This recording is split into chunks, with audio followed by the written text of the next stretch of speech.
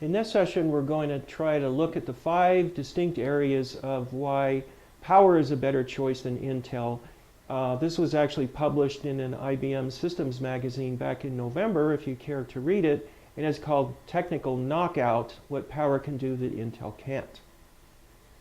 And the 5 areas that we'll cover very quickly, these are where we lead in terms of comparing this to Intel: architecture, systems that actually optimize the hardware, the software, and the storage, an efficient hypervisor, best quality of service, and then enterprise server advantages, all equaling better performance at a lower cost with better qualities of service.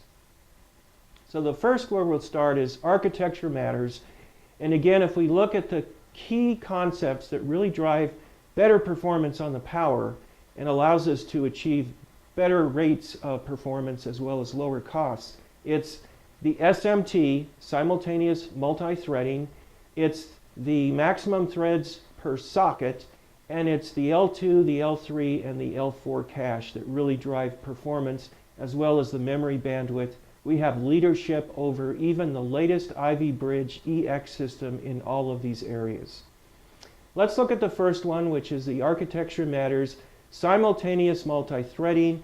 Again, we do a lot of testing in the lab. What this is showing is that with an Intel Sandy Bridge system, which is only capable of 2 SMT, as well as the Ivy Bridge, I may add, is maximum 2 SMT. So this is not going to improve, that running an OLTP type application, the SMT1 in the power mode beats the Sandy Bridge. SMT2 goes higher, and SMT4 takes it all the way to 2.5 times faster with a real-world application than what Sandy Bridge is capable of doing.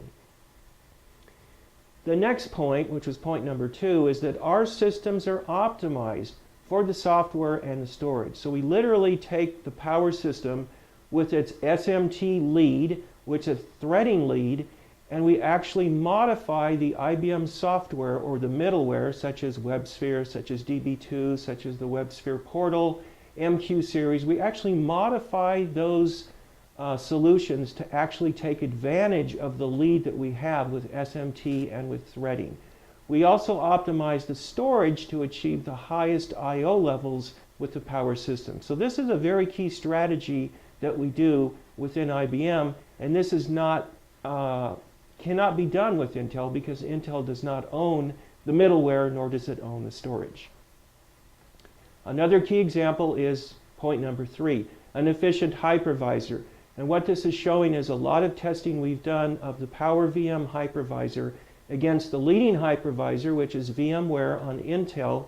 And what you can see from this chart is, regardless of the workload, which is shown on the x-axis, anywhere from a small workload to a large workload, that Power VM is capable of at least 2.2 times faster or more workload density than can be provided by VMware. So that's a key point, and what that means eventually is lower costs for the customers because you're able to push more workload through with this workload density advantage. The fourth point is quality of service, which boils down to reliability, availability, and serviceability. This is a report from 2013. It happens to be the latest report from ITIC that ranks the Power hardware with the AIX operating system as being twice better reliability, twice better availability than the closest Intel solution. And there's lots of reasons for that, which we can go into, but the bottom line is we have better reliability than the Intel platform. The fifth point is, in addition to all of those great qualities, the Power enterprise servers, which is Power 760, 770, 780, and 795, go beyond what we just talked about. Higher performance levels, better scaling. Part of the reason the higher performance levels is the higher threading levels, all the way to 1,024 threads for the Power 795. This gives you better scaling. The hypervisor gives you better scaling at these large workloads. We have much higher I/O bandwidth by a factor of 100 if we compare the best Intel servers to the Power enterprise servers. It's over 100 times higher in I/O bandwidth. Then we add in qualities of service such as capacity on demand, which allows you to add cores and memory either temporarily or permanently.